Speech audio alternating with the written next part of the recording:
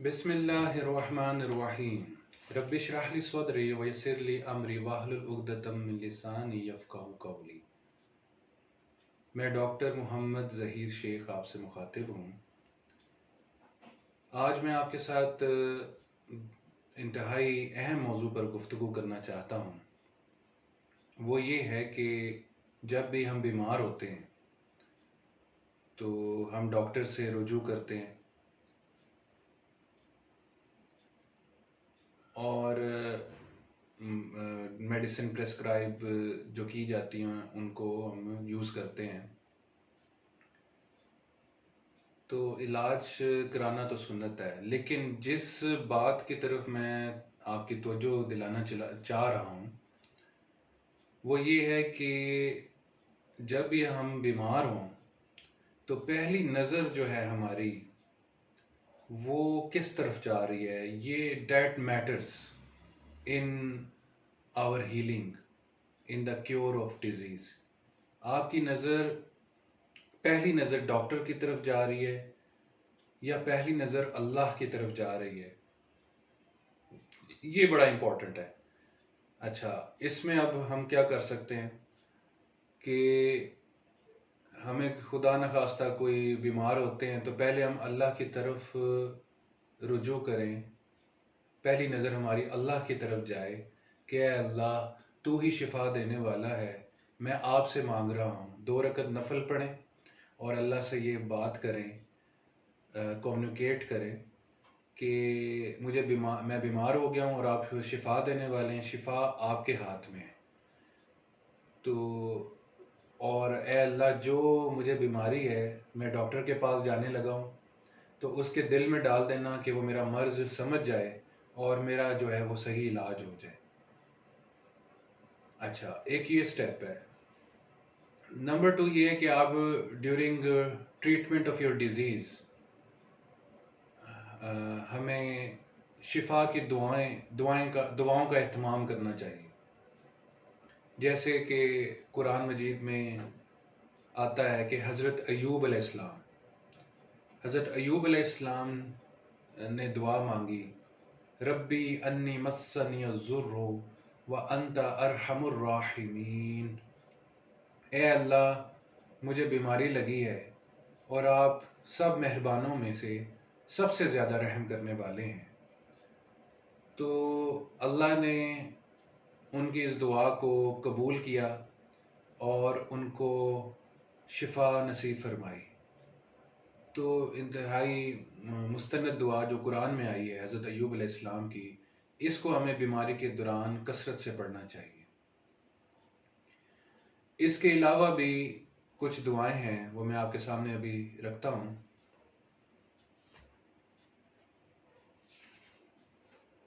بسم اللہ الرحمن الرحیم۔ اذهب البأس رب الناس واشفی انت شافی لا شفاء الا شفاؤک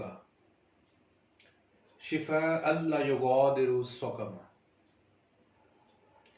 اے لوگوں کے رب تکلیف کو دور کر دے اور شفا عطا فرما، تو ہی شفا دینے والا ہے، تیری شفا کے علاوہ کوئی شفا نہیں، ایسی شفا دے کہ بیماری کو جڑ سے ختم کر دے، یعنی بیماری کو باقی نہ چھوڑے۔ پھر ایک دعا ہے صحیح مسلم میں کہ 3 مرتبہ آپ نے بسم اللہ بسم اللہ بسم اللہ پڑھنا ہے اور 7 مرتبہ یہ پڑھنا ہے کہ اعوذ باللہ وقدرتہ من شر ما آجد و احاذر، اعوذ باللہ وقدرتہ من شر ما آجد و احاذر، میں اللہ تعالیٰ اور اس کی قدرت کی پناہ چاہتا ہوں اس چیز سے جس سے میں ڈرتا ہوں اور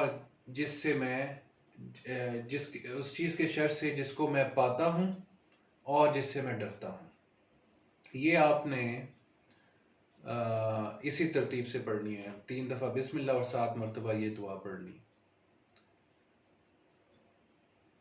یہ ہو گئی شفا کی دعائیں جو ہم نے بیماری کے دوران پڑھنی ہے for rapid recovery, for rapid healing.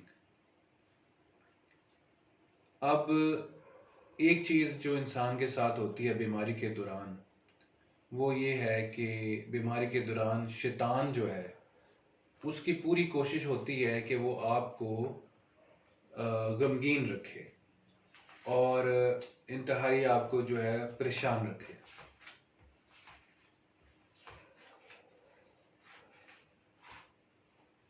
اور ایک بڑی اہم بات ہے کہ صحت یابی کا سفر جو ہے وہ مثبت سوچ سے شروع ہوتا ہے. یہ بڑی اہم بات ہے، اس کو آپ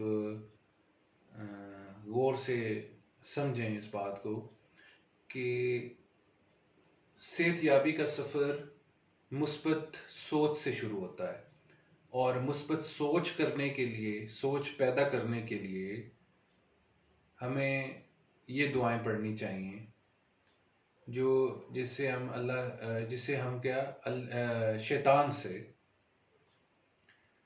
پناہ مانگیں. جیسے کہ ہم سارے ایک دعا پڑھتے ہیں، اعوذ باللہ من الشیطان الرجیم، اے اللہ میں آپ کی پناہ مانگتا ہوں شیطان مردود کے شر سے. بسم اللہ الرحمن الرحیم، ربی اعوذ بک من ہمزات الشیاطین و اعوذ بک ربی ان یحضرون.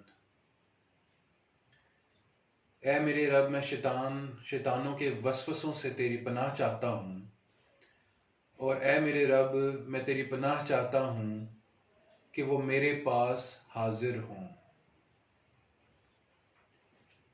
سورۃ المومنون آیت نمبر 98-99 ہے یہ. پھر ایک دعا ہے کہ اعوذ باللہ السمیع العلیم من الشیطان الرجیم من ہمزہ ونفخہ ونفثہ. میں اللہ کی پناہ لیتا ہوں جو سننے والا اور جاننے والا ہے شیطان مردود سے، اس کی اکساہٹ سے، اس کی پھونک سے اور اس کے وسوسے سے. یہ دعائیں جو ہیں یہ ہمیں شیطان کے وسوسوں سے جو ہے وہ بچائیں گی. اب ایک اور ایسپیکٹ ہے بیماری کے دوران جس کو آپ نے کور کرنا ہے، ایڈریس کرنا ہے، وہ ہے رنج و غم. It is very natural to get upset when you get some disease, when you are ill. لیکن بہت زیادہ غمگین ہو جانا، دکھی ہو جانا انسان کے لیے نقصان دہ ہے. تو اس کے لیے بھی کچھ دعائیں ہیں وہ پڑھنی چاہیے، جیسے اللہ اللہ ربی لا اشرک بہ شیئا. ان دعاؤں سے، ان اذکار سے ہم نے کیا کرنا ہے؟ پریشانی کو امید اور غم کو اطمینان میں بدلنا ہے. پریشانی کو امید میں اور غم کو اطمینان میں بدلنا ہے. لا الہ الا انت سبحانک انی کنت من الظالمین. اللہم لا سہل الا ما جعلتہ سہلا وانت تجعل الحزن سہلا اذا شئت. اللہم انی اعوذ بک من الہم والحزن والعجز والکسل والجبن والبخل وضلع الدین وغلبۃ الرجال. اے اللہ میں آپ کی پناہ چاہتا ہوں فکر و غم سے اور کمزوری اور سستی سے اور بزدلی اور بخل سے اور قرض کے بوجھ سے اور لوگوں کے سخت غلبے سے.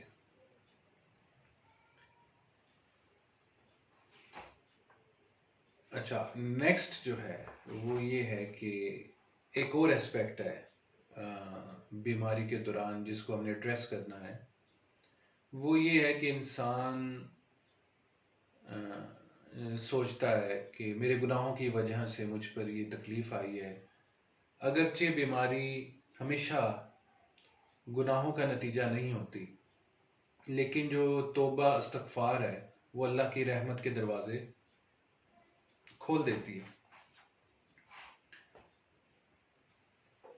حضرت محمد صلی اللہ علیہ وآلہ وسلم نے فرمایا، جو کثرت سے استغفار کرے گا اللہ تعالیٰ اس کے لیے ہر غم سے نجات، ہر غم سے راحت کا سامان پیدا کر دے گا اور ہر تنگی سے نکلنے کا راستہ بنا دے گا، اور اسے ایسے ایسے مقامات سے رزق مہیا کرے گا جس کا اسے وہم و گمان بھی نہ ہوگا۔ اللہ کی رحمت کی امید رکھتے ہوئے اللہ سے بخشش مانگنی چاہیے۔ قرآن کی ایک آیت ہے، اعوذ باللہ من الشیطان الرجیم، بسم اللہ الرحمن الرحیم، قل یا عبادی الذین اسرفوا علی انفسہم لا تقنطوا من رحمت اللہ ان اللہ یغفر الذنوب جمیعا انہ هو الغفور الرحیم۔ اے پیغمبر صلی اللہ علیہ وآلہ وسلم کہہ دیجئے، اے میرے بندوں جنہوں نے اپنی جان پر ظلم کیا ہے، اسراف کیا ہے، میری رحمت سے مایوس نہ ہو جائیں، اللہ کی رحمت سے مایوس نہ ہوں۔ یقیناً اللہ تعالیٰ تمام گناہوں کو معاف کر دیتا ہے، بے شک وہ تو بہت بخشنے والا، انتہائی مہربان ہے۔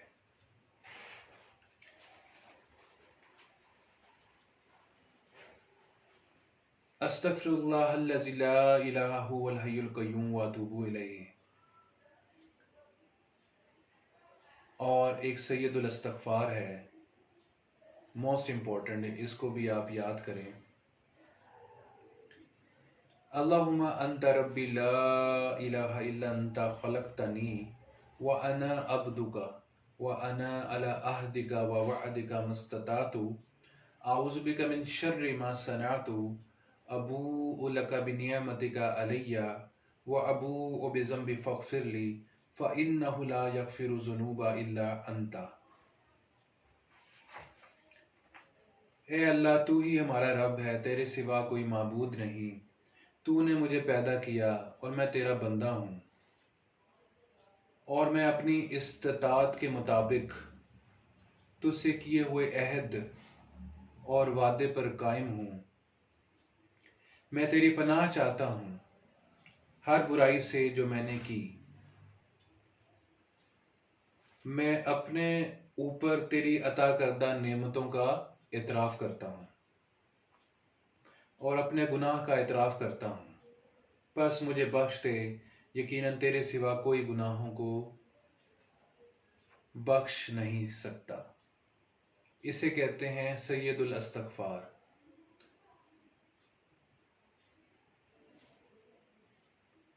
پیارے نبی حضرت محمد صلی اللہ علیہ وآلہ وسلم نے فرمایا، کسی بھی مسلمان کو مرض کی تکلیف یا کوئی اور تکلیف نہیں پہنچتی مگر اللہ اس کے ذریعے گناہوں کو اس طرح گراتا ہے جیسے درخت سے پتوں کو گراتا ہے۔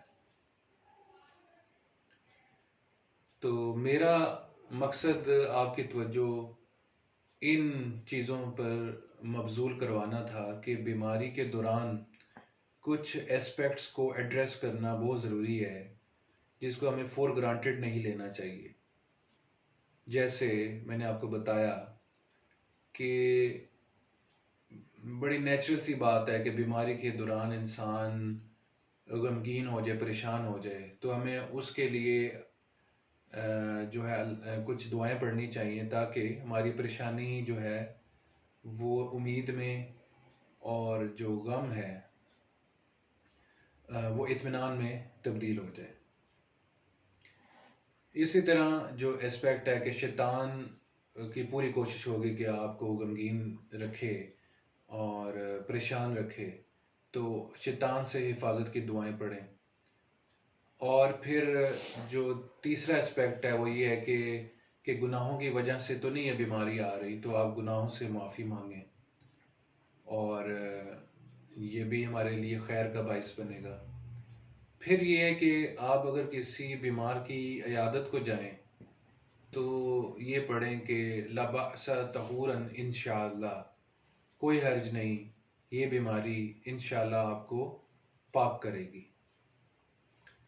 تو یہ کچھ ایسی چیزیں تھیں جن کی طرف ہماری توجہ ہونی چاہیے، اور ان چیزوں کو ہم ساتھ لے کر چلیں، ٹریٹمنٹ کے ساتھ ساتھ ان چیزوں کا بھی اہتمام کریں، تو آئی تھنک کہ we will have speedy recovery of the disease. اور میری بات آپ کو سمجھ آئی ہوگی۔ اپنا خیال رکھیے گا۔ اللہ حافظ۔